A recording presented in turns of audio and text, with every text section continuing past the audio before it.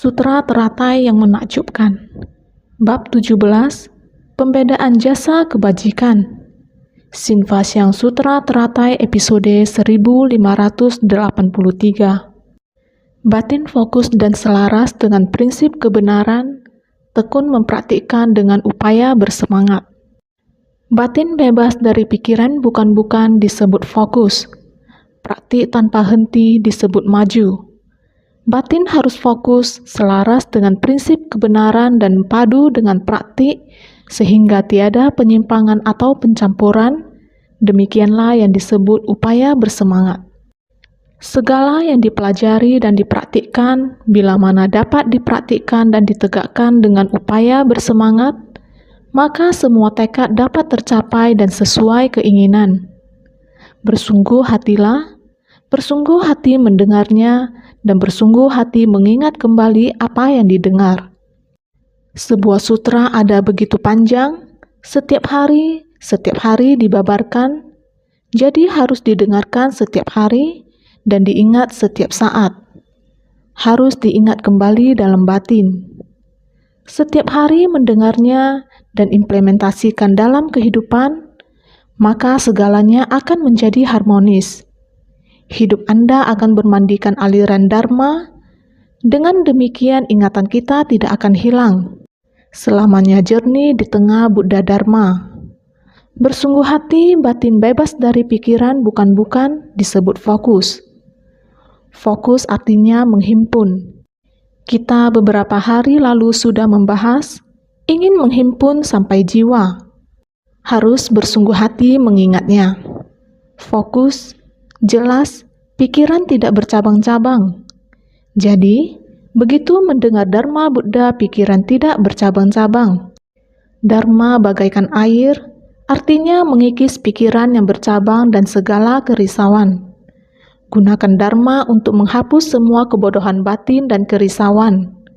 Segala kekhawatiran dalam kehidupan sehari-hari, karena telah mendengar Dharma, maka segala kekhawatiran dan kerisauan disapu bersih.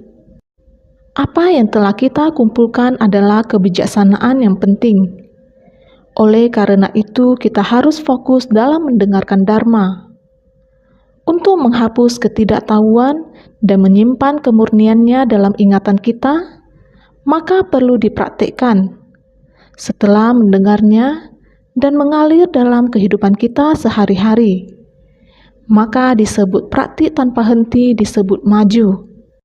Mendengarkan Dharma tujuannya supaya kita menerapkannya dalam kehidupan kita sehari-hari, menggunakannya dalam hubungan antar pribadi kita. Kesalahan yang kita lakukan kemarin tidak boleh diulangi lagi hari ini. Kita harus bersungguh hati akan hal ini. Jadi, batin harus fokus, selaras dengan prinsip kebenaran dan padu dengan praktik. Kita harus fokuskan pikiran kita untuk menyatu dengan prinsip-prinsip tersebut. Kita harus harmonis dengan prinsip-prinsip tersebut. Menyatukan hal-hal dengan prinsip-prinsip untuk menerapkan ajaran dalam kehidupan kita sehari-hari. Dengan cara ini, kita tiada penyimpangan atau pencampuran Dharma yang kita dengar hari ini. Kita harus mulai dari hari ini untuk masuk ke tengah orang banyak. Untuk mengalami dan mempraktikkannya, kita harus melihat kembali ke masa lalu dan belajar bagaimana metode yang telah digunakan orang lain. Tempat latihan kami adalah tempat pelatihan spiritual bagi para bodhisattva. Kita sendiri mempunyai pelatihan kita sendiri dan begitu juga dengan orang lain. Pelatihan orang lain dalam jalan bodhisattva dan pelatihan kita juga dalam pelatihan spiritual kita berikrar untuk mengubah semua makhluk hidup. Saat kita menyebarkan praktik bodhisattva ke seluruh dunia, kita berikrar untuk mengubah makhluk hidup tanpa batas. Apakah ikrar ini selaras dengan praktik kita? Kita harus terus-menerus dan bersungguh hati mendengarkan. Untuk mendengar dari rekan-rekan praktisi yang memiliki ikrar dan praktik yang sama. Untuk mengetahui apa yang mereka lakukan di dunia ini, mendengar dari mereka, kita dapat menerapkan apa yang kita pelajari. Kita tidak hanya harus belajar dari mereka, kita juga harus memuji mereka. Lihatlah, para bodhisatwa yang baru memulai niatnya, mulai mengikuti pelatihan pada tahun 2018, kelompok pelatihan pertama dari wilayah Timur Hualien, termasuk Yilan, Hualien, Taitung, dan sebagainya berkumpul bersama. Dan mereka dipandu oleh para senior yang berpengalaman. Dan pengalaman mereka didapat dari apa? Mereka membagikan esensi dari pengalaman masa lalu mereka. Orang-orang, kejadian, dan benda-benda yang mereka temui kepada para bodhisatwa yang baru memulai niatnya. Dengan pengetahuan, pemahaman, dan tindakan mereka, mereka membagikan apa yang mereka ketahui, apa yang mereka pahami, dan pengalaman yang mereka alami secara langsung untuk dibagikan kepada semua orang. Jika kita mendengarkan di tempat itu, menemani para praktisi yang memiliki niat baik di berbagai tempat, menemani para bodhisatwa ini, dimanapun kita pergi, selalu ada perbedaan dalam pengetahuan, pengertian, dan tindakan. Semuanya adalah jalan bodhisatwa. Jalan bodhisatwa ada di mana-mana, karena bodhisatwa menjalankan 6 paramita dan segala praktiknya. Setiap tempat yang dikunjungi, ada banyak keluarga yang dikunjungi, ribuan bahkan jutaan keluarga, ribuan bahkan jutaan penderitaan. Para bodhisatwa senior ini, bagaimana mereka melakukan kunjungan? Bagaimana kegiatan komunitas mereka? Apa yang mereka ketahui?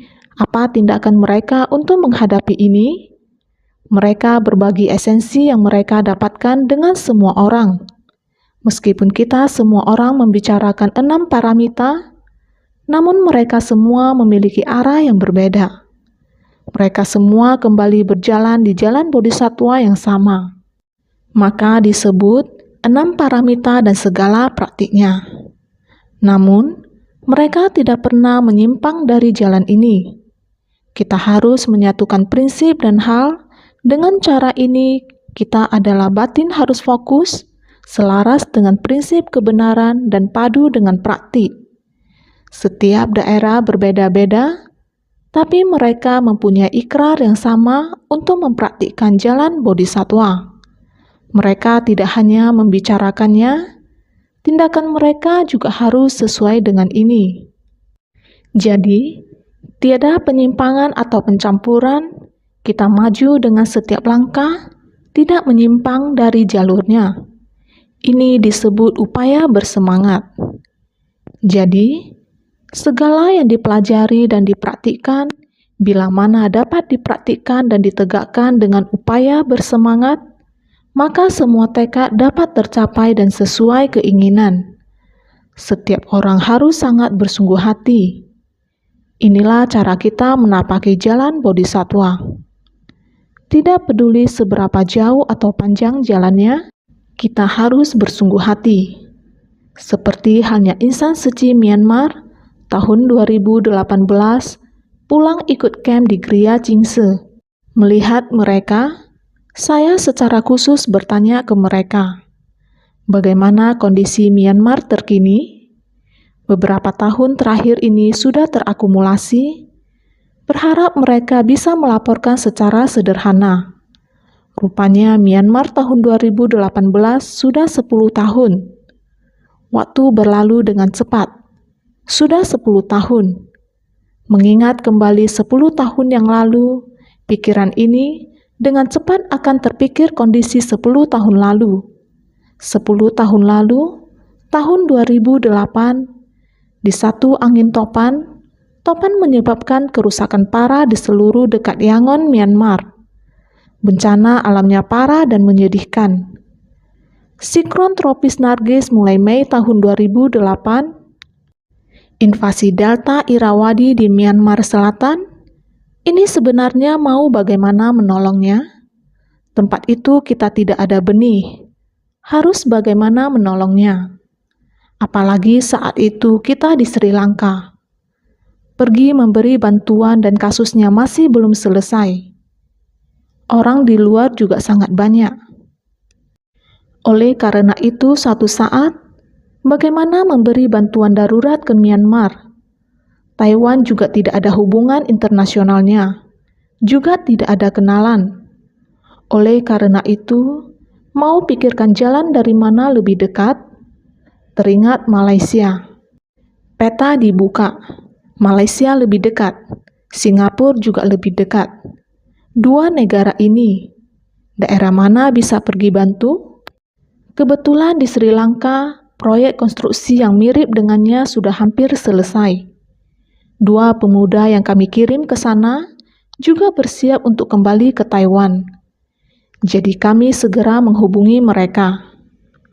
Kalian berdua ganti penerbangan dan pergilah ke Myanmar. Kemudian, di sanalah dua orang pemuda menuju ke Malaysia. Kami menjalin komunikasi dengan Malaysia. Kami mulai berbicara dengan relawan di Malaysia. Bekerja sama dengan Ciyu atau David Liu, yang pada saat itu adalah CEO di Singapura, dan Ci Yuan, CEO di Malaysia. Kedua tempat ini berada di selatan dan utara, dan lokasinya lebih dekat dengan Myanmar. Apakah mereka mampu memikul tanggung jawab tersebut? Saya sangat berterima kasih kepada saudara Ci Yuan dari Penang dan kelompok relawannya yang telah mengambil langkah maju.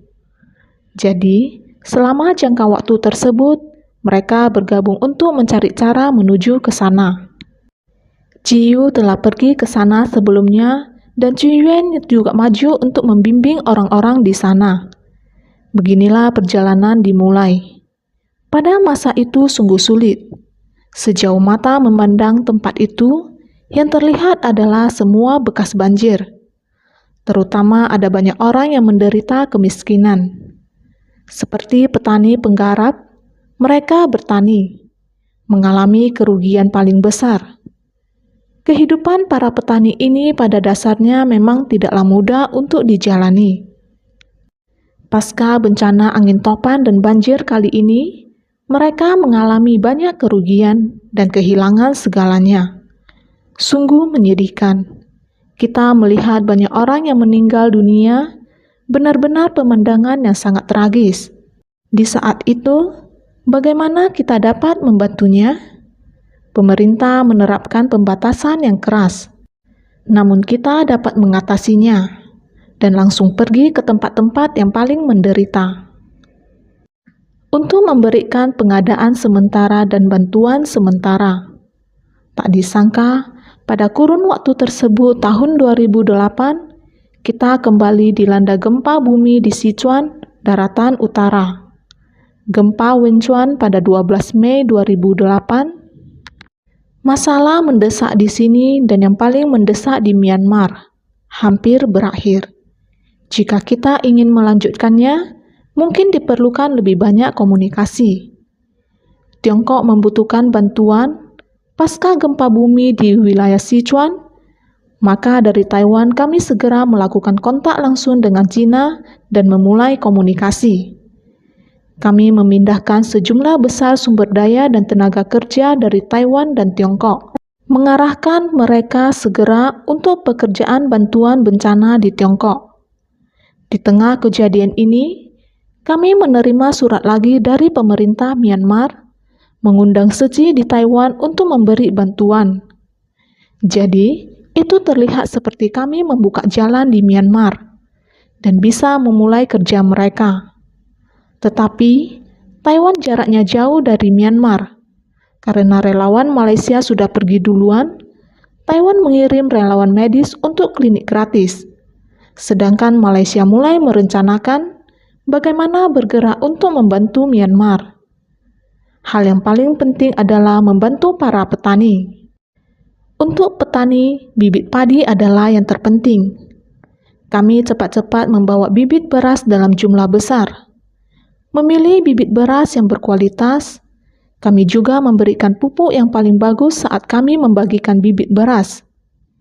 Di beberapa provinsi, di wilayah yang sangat luas, kami membagikan bibit beras ke setiap keluarga. Di saat itu, Distribusinya sangat besar dan sangat proaktif. Setiap keluarga membawa bibit beras itu pulang dan mulai untuk menanamnya. Dalam periode ini, kita menyaksikan rasa terima kasih para petani. Mereka juga menerima kata perenungan master, baik itu pedesaan maupun perkotaan. Kita demikian terus membagi kata perenungan master yang sudah diterjemahkan ke bahasa Myanmar. Di sana, kita masuk ke sekolah atau masuk ke kota atau desa, ini menjadi sangat populer. Demikianlah membuat mereka dapat membaca kata perenungan master dan mengerti, mencintai dan menghargai barang-barang. Ketika mereka mulai menanam tanaman, mereka tidak berani melakukan penyemprotan pestisida. Mereka berusaha menggunakan metode alami. Mereka pergi ke ladang. U Thien Tun adalah contoh yang terbaik. U Thien Tun ini setiap hari dia pergi ke ladangnya dan berbicara dengan padi. Setelah menaburkan benih, dia akan menghadap ke ladangnya setiap hari dalam doa, menyanyikan lagu doa suci. Kemudian dia membaca kata perenungan master pada padi.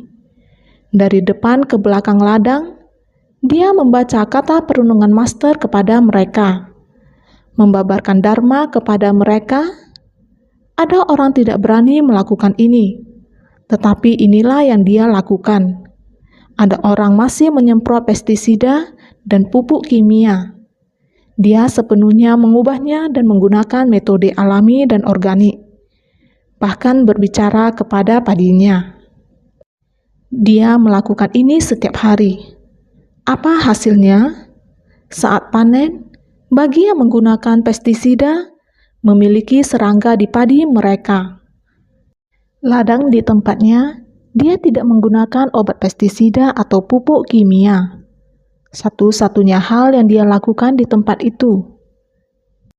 Demikian berjalan mengelilingi ladangnya dan membaca kata perenungan master.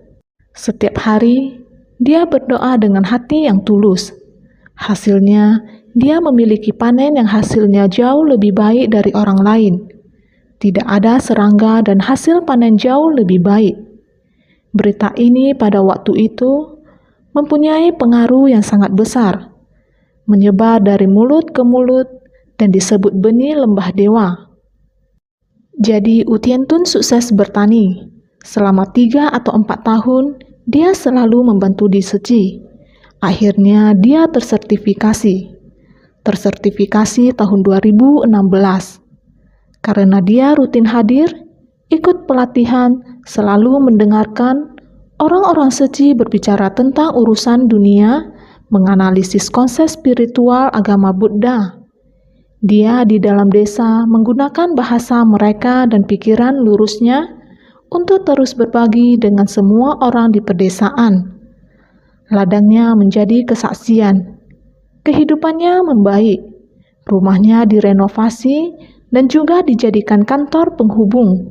Karena itu, semakin banyak orang yang datang untuk mendengarkan perkataannya, dan karena itu, orang yang masuk agama Buddha juga sudah tidak sedikit. Salah satu dari mereka mempengaruhi yang lain. Pak U Santen, dia juga telah mendengar informasi ini. Kemudian dia memintanya untuk mengambil celengan itu kembali. Karena dia terus mengatakan uang 5 sen, semua orang mendengarnya sangat sukacita. Saya tidak punya uang 5 sen, namun saya bisa sisihkan segenggam beras untuk sekali makan. Dengan demikian setiap hari menyisihkan segenggam beras, meletakkannya di celengan beras. Ini berasal dari butiran beras yang terkumpul akan memenuhi bakul, tetesan air yang terkumpul akan menjadi aliran sungai. Konsep pemikiran ini dan celengan bambu 5 sen, mereka mengubahnya menjadi beras. Celengan beras, sebutir-sebutir beras dikumpulkan akan memenuhi bakul. Walaupun saya tidak punya uang 5 sen, maka saya akan menyisihkan segenggam beras saya setiap hari untuk meletakkannya di dalam celengan plastik itu. Demikian, Mereka juga bisa dengan setoples demi setoples menjadi donatur celengan beras. Jadi Usantian itu setelah dia mendengarnya juga meminta kepada mereka celengan beras. Bawa pulang ke desanya, benaran memberinya 10 buah. Dia membawa 10 buah ini pulang. Kemudian mulai dengan pemikiran ini berbagi dengan orang-orang di desanya. Orang-orang di desa itu juga meresponnya. Dengan adanya respon dari orang-orang, sebanyak 11 desa dengan lebih dari 400 rumah tangga telah turut ikut serta dalam celengan beras ini. Lebih dari 400 rumah tangga ini, pada kenyataannya setiap rumah tangga, kehidupan petani tidak begitu baik. Mereka dapat menghemat segenggam demi segenggam beras dan mengumpulkannya setiap bulan. Orang-orang yang sangat miskin di desa ini, orang-orang yang berusia tua, yatim piatu dan janda, orang-orang yang sangat miskin seperti ini, dengan celengan beras ini dapat membantu mereka, membantu lebih dari 40 rumah tangga. Saya bertanya kepada mereka, apakah ini bantuan dibagikan dengan porsi yang sama? Apakah setiap orang diberi sekantong kecil beras? Bukan. Ini tergantung pada jumlah orang dalam rumah tangganya. Jika keluarga besar, maka diberikan beras yang lebih banyak. Jika keluarga kecil, maka diberikan beras yang lebih sedikit. Dapat memberikan mereka makanan yang cukup untuk sebulan, membantu mereka yang tidak memiliki mata pencaharian. Mereka yang sangat menderita, pada dasarnya sudah miskin, tetapi masih dapat membantu orang yang sangat miskin. Lebih dari 400 rumah tangga ini bisa membantu lebih dari 40 rumah tangga. Jadi kali ini saya mendengar mereka berkata, ini disebut donatur celengan beras. Ini pertama kalinya saya mendengar tentang donatur celengan beras. Tentu saja, ketika donatur celengan beras berkumpul, mereka juga dapat membantu orang-orang yang sangat miskin. Ini sungguh mengharukan. Demikian kali ini, mereka kembali dan memberitahukan kepada saya, kemudian ada terdengar juga, ada seorang bernama Umia Aye, dia adalah petani asal desa Sibinggun. Pria ini telah mendengar pesan ini 8 atau 9 tahun lalu. Betapa besarnya peran Seji di Myanmar. Hatinya tertuju pada Seji. Bagaimana bisa menghubungi Seji? Namun karena jarak, waktu berlalu begitu saja hingga saat ini. Jadi di saat itu dia berkata, selama 7 atau 8 tahun, dia terus-menerus ingin mencari Seji. Suatu saat dia ketemu relawan Seji, dia sangat bahagia. Dia berkata, saya telah bertemu orang Seji. Saya sudah menunggu kalian begitu lama. Saya selama 7-8 tahun ini, setiap hari berhemat 50 kyat dari uang belanja sayur. Sebenarnya 50 kyat mereka setara uang Taiwan 1,5 yuan. Dia berkata, setiap hari saya berhemat 50 kyat. 50 kyat uang Myanmar. Dia berkata, dihitung-hitung sudah 7-8 tahun. Uang ini terkumpul di sana karena tujuannya untuk didanakan ke Seji, jadi tidak berani disentuh. Kami terus menabungnya setiap hari 50 kyat. Sekarang tersimpan terus di sana. Mengundang relawan Seji ke rumah kami. Datanglah ke rumah kami. Rumah kami tidak terlalu jauh. Demikian dengan sangat tulus mengundang relawan Seji ke rumah mereka. Benar saja, ada banyak toples plastik berisi uang. Dengan demikian satu persatu toples plastik itu dipindahkan keluar. Selama 7-8 tahun, uang itu dikeluarkan. Insan Seji melihatnya dan merasa, kenapa uang-uang ini sangat halus dan tidak ada kerutan?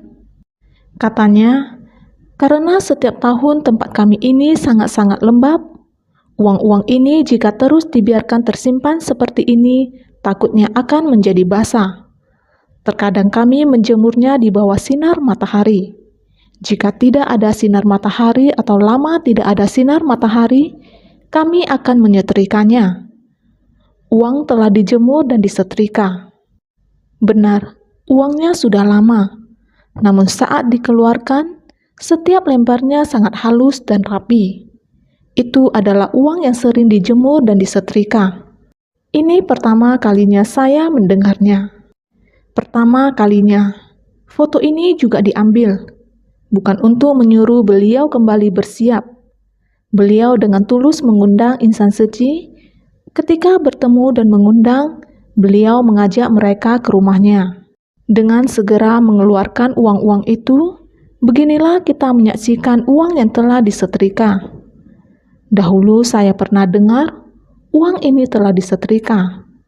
Saya mengira ini hanya pepatah. Juga sering mendengar orang-orang berkata bahwa makan mentah saja tidak cukup. Bagaimana mengeringkannya? Artinya kehidupan nyata sudah semakin menipis dan kita tidak berani mempunyai ekspektasi berlebihan terhadap masa depan. Mereka mengeluarkan uang untuk jemur matahari. Relawan kita benar mendengarnya dan menyaksikannya. Ketika saya mendengarnya, ini hal baru bagi saya, tetapi sungguh sangat mengharukan. Berbuat kebajikan bukan hak dari orang yang punya harta, tetapi hak dari semua orang yang punya niat atau cinta kasih. Dia menanggapi semangat 50 sen sehari. Sekarang 50 kyat sehari. 50 kyat mereka sama dengan 1,5 dolar kita, dolar Taiwan.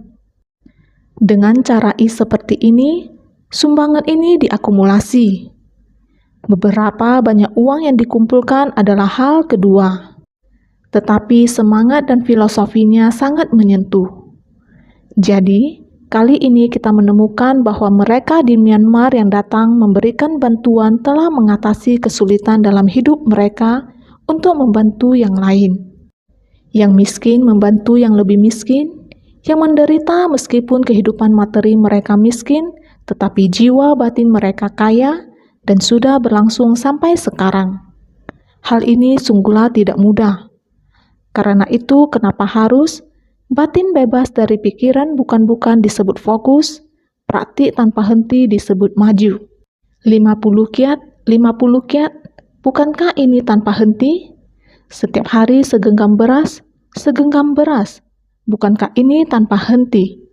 Asalkan ada niat, mempertahankannya sama selama 10 tahun, bukankah ini adalah batin yang tidak menyimpang? Pikiran baji, cinta kasih, dan upaya bersemangat. Sungguh terharu ketika mengatakan ingin menolong orang, bukan tidak mungkin bisa dilakukan. Jadi, semua tekad dapat tercapai dan sesuai keinginan, asalkan bila mana dapat dipraktikkan dan ditegakkan dengan upaya bersemangat, maka semua tekad dapat tercapai dan sesuai keinginan. Adakah kesulitan menolong orang? Tidak sulit, asalkan semuanya bersatu hati. Dengan satu batin yang rajin dan fokus, pikiran berada dalam kondisi tenang dan murni. Sifat batin dapat melingkupi mana-mana yang menembus tanpa rintangan. Ketika berpencar, dapat merespons segalanya. Ketika terhimpun, dapat membentuk sebersit pikiran. Itu sebabnya, entah itu jahat atau baik, entah makhluk suci atau makhluk awam, tiada satupun yang bukan muncul dari sebersit pikiran. Batin pada dasarnya mengandung segala dharma dan dapat mewujudkan segala hal. Benar, dengan satu batin yang rajin dan fokus, pikiran berada dalam kondisi tenang dan murni. Sifat batin dapat melingkupi mana-mana. Cinta kasih tidak hanya berasal dari Taiwan, cinta dapat muncul di mana saja di dunia. Cinta bisa mencapai di mana saja di dunia ini. Sebersit niat cinta kasih yang sama dapat menyebar ke seluruh dunia dan ada di mana-mana. Karena pada dasarnya, setiap orang memiliki sifat hakiki kebudaan dan setiap orang adalah murni. Sehingga, sifat batin dapat melingkupi mana-mana dan menembus tanpa rintangan. Apa yang Anda pikirkan dan apa yang ada saya pikirkan. Dan semua prinsip kebenaran adalah tidak terwujud. Namun pikiran kita dapat menyatu dan memahami prinsip kebenaran yang tidak berwujud, tetapi mencakup segala sesuatu yang sangat luas. Oleh karena itu, ketika berpencar dapat merespon segalanya. Jika kita bersama-sama membentangkan pikiran kita, maka kita dapat melakukan apapun. Bahkan beras yang dikumpulkan sedikit demi sedikit juga dapat menyelamatkan orang. Setiap hari, hari demi hari, sedikit demi sedikit kebaikan yang terkumpul juga akan menjadi jumlah yang besar. Dan jumlah yang besar ini kemudian akan disumbangkan. Lihatlah, itu bukanlah hal yang mustahil. Setiap orang memiliki kekuatan ini. Ketika uang itu dikeluarkan, dia membawanya dengan cara memeluknya. Uang itu ditumpuk dengan rapi, tumpukan demi tumpukan, hingga menjadi tumpukan yang sangat besar. Dia berkata, "Wow, saya tidak pernah menyangka memiliki uang sebanyak ini. Apakah uang sebanyak itu digunakan untuk dirinya sendiri? Karena itu adalah sumbangan, sehingga dia tidak berani menyentuhnya. Dia hanya menjaganya dan tidak berani menyentuhnya. Setelah terakumulasi, ternyata adalah tumpukan uang yang sangat besar. Orang ini, dia juga berkata, saya belum pernah melihat diri saya memiliki uang sebanyak ini. Kalian lihat, inilah dapat merespon segalanya.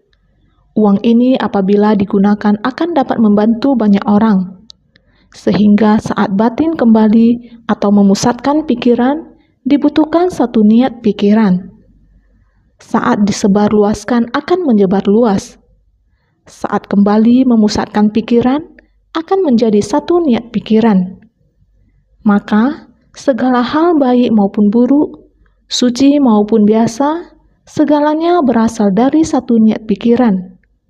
Saat kita memusatkan pikiran kita membangkitkan ikrar agung. Sebagai bodhisatwa, kita dapat membuka batin kita untuk mempraktikkan 6 paramita dan segala praktiknya. Saat kita memusatkan pikiran kita, ini akan menjadi ikrar di dalam batin setiap orang. Sehingga segala hal yang ada di satu niat pikiran, batin pada dasarnya mengandung segala dharma dan dapat mewujudkan segala hal. Karena batin setiap orang memiliki segala dharma. Setiap orang memiliki sifat hakiki kebudaan. Sehingga kita pada dasarnya memiliki sifat tathagata atau kebudaan. Semua orang dapat menyelamatkan segala makhluk yang ada di dunia. Oleh karena itu, naskah sutra sebelumnya menyatakan, seandainya orang ini mempraktikkan kesabaran, berdiam pada tingkat keselarasan penuh kelembutan, sekalipun segala kejahatan datang padanya, batinnya tetap tak tergoyahkan. Ketika orang-orang yang memperoleh dharma, tetapi menyimpan keangkuhan berlebihan, mencemooh dan mengganggu, tetap dapat bersabar terhadapnya. Sutra Teratai bab 17, Pembedaan Jasa Kebajikan. Hanya dengan satu niat pikiran dan kesabaran, apakah ada dharma yang tidak kita pahami dengan jelas? Selanjutnya, naskah sutra berikutnya menyatakan, seandainya orang ini tekun dan giat bersemangat, dengan tekad dan pikiran tetap teguh, selama ratusan juta kalpa tak terhingga, tetap satu batin tanpa pernah bermalas-malasan. Kemudian selama kalpa tak terhitung, berdiam pada tempat terpencil, baik duduk ataupun meditasi berjalan, terkecuali tidur, pikirannya senantiasa fokus. Sutra Teratai bab 17, Pembedaan Jasa Kebajikan. Naskah sutra ini juga sangat sederhana. Kita sudah membahas tentang orang, masalah, dan benda. Sesuai dengan dharma ini, para relawan upaya bersemangat di tengah segala fenomena dharma. Orang-orang yang berada di Myanmar ini bersedia untuk membantu dan menyelamatkan orang lain. Benar-benar bukan hal yang mudah. Kita makhluk awam ingin mencapai kebudayaan. Untuk membimbing dan menyelamatkan para makhluk juga bukanlah hal yang mudah. Namun, kita membutuhkan satu niat pikiran upaya bersemangat. Saat kita menerima segala fenomena Dharma, selama kita memiliki upaya bersemangat dan upaya bersemangat untuk berbuat kebajikan, itu adalah melenyapkan segala dharma jahat. Inilah yang disebut upaya bersemangat. Di tengah segala fenomena Dharma, secara gagah berani melatih segala Dharma baji dan melenyapkan fungsi batin dari segala Dharma jahat. Hendaknya fokus dan tekun mempraktikkan dan menegakkan ajaran dari upaya bersemangat untuk mengatasi kemalasan dan menciptakan kebaikan penuh sebagai tugas. Jika kita dapat memiliki batin yang tekun mempraktikkan, batin yang siap sedia untuk berbuat, niat keserakahan sama sekali tidak ada lagi. Hanya sebersit niat ini adalah kekuatan kita. Masih tersisa, bukan tidak cukup. Lihatlah mereka, dengan menyisihkan segenggam beras setiap bulan sudah dapat. Setiap bulan dalam beberapa tahun ini dapat membantu puluhan keluarga. Ini tidaklah sulit. Maka segenggam beras sudah bisa membantu lebih dari 40 keluarga. Coba Anda pikirkan, maka melenyapkan fungsi batin dari segala dharma jahat, jika kita masih memiliki sebersih niat keserakahan dan Anda tidak menyisihkan segenggam beras itu, sama saja. Kehidupan kita akan berlalu begitu saja. Dengan menyisihkan segenggam beras, kehidupan kita juga berlalu dengan normal. Keluarga orang lain juga dapat melanjutkan hidupnya dengan baik. Bukankah ini kebajikan berlimpah? Untuk itu membutuhkan kita agar dapat memutuskan niat keserakahan. Dengan sendirinya dapat mengakumulasi kebaikan. Maka hendaknya fokus dan tekun mempraktikkan dan menegakkan ajaran dari upaya bersemangat. Asalkan Anda dengan sungguh-sungguh giat bersemangat dalam hal mempraktikkan dan menegakkan ajaran. Untuk mengatasi kemalasan dan menciptakan kebaikan penuh dengan tugas, untuk dapat mengatasi kemalasan, haruslah mempraktikkan dan menegakkan upaya bersemangat. Fokus artinya murni, bebas dari campuran tidak baik. Maju artinya meningkatkan maju tanpa pernah bermalas-malasan. Menempa batin dengan fenomena Dharma adalah fokus. Sepenuh hati untuk memastikan tercapainya tujuan adalah maju. Sehingga, fokus artinya murni, bebas dari campuran tidak baik, yakni ingin melakukannya. Maka saya haruslah melakukannya dengan sepenuh hati. Jadi, maju artinya meningkatkan maju tanpa pernah bermalas-malasan. Ini semuanya telah ditulis dengan sangat dangkal untuk Anda. Agar begitu Anda melihatnya sudah langsung jelas dan mengerti. Menempa batin dengan fenomena Dharma adalah fokus. Menempa batin kita dengan baik, bina dan tegakkan dengan baik, sepenuh hati untuk memastikan tercapainya tujuan adalah maju. Mencapai tujuan kita, inilah yang disebut maju. Sehingga dikatakan, seandainya orang ini tekun dan giat bersemangat dengan tekad dan pikiran tetap teguh. Di sini menjelaskan tentang virya paramita. Seandainya ada orang yang tekun mempraktikkan dengan giat bersemangat serta senantiasa memegang tekad dan pikiran benar dengan teguh. Dalam bab kemunculan dari bumi disebutkan, engkau sekalian hendaknya sama-sama satu hati, mengenakan baju besi dari ketekunan dan membangkitkan tekad yang teguh. Ini artinya mengatakan bahwa kita harus bagaimana untuk membimbing para makhluk, yaitu pikiran kita harus setiap saat giat bersemangat, setiap langkahnya harus giat bersemangat. Seandainya ada orang yang tekun mempraktikkan dengan giat bersemangat, serta senantiasa memegang tekad dan pikiran benar dengan teguh, asalkan Anda memiliki niat pikiran ini, setiap tetesnya diakumulasikan, ini disebut pikiran benar dengan teguh. Bab kemunculan dari bumi di dalam Sutra Teratai. Bukankah ada bait naskah sutra ini?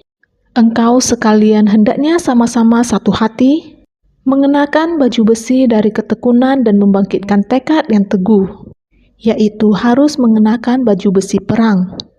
Ingin membina diri, ingin melakukan kebajikan, harus berani untuk giat bersemangat. Selanjutnya mengatakan, selama ratusan juta kalpa tak terhingga, tetap satu batin tanpa pernah bermalas-malasan. Selama kalpa yang panjang, hendaknya sepenuh hati tiada kendur atau malas. Ini berarti mengatakan bahwa kita tidak peduli telah melewati waktu seberapa lama pun. Tetap sama, mulai dari membangkitkan niat. Kita harus mempertahankan tekad awal. Mempertahankan tekad awal pasti akan mencapai kebudaan. Yakni hendaknya sepenuh hati, artinya sebersih niat yang tidak malas, kita harus giat bersemangat dan terus melangkah ke depan.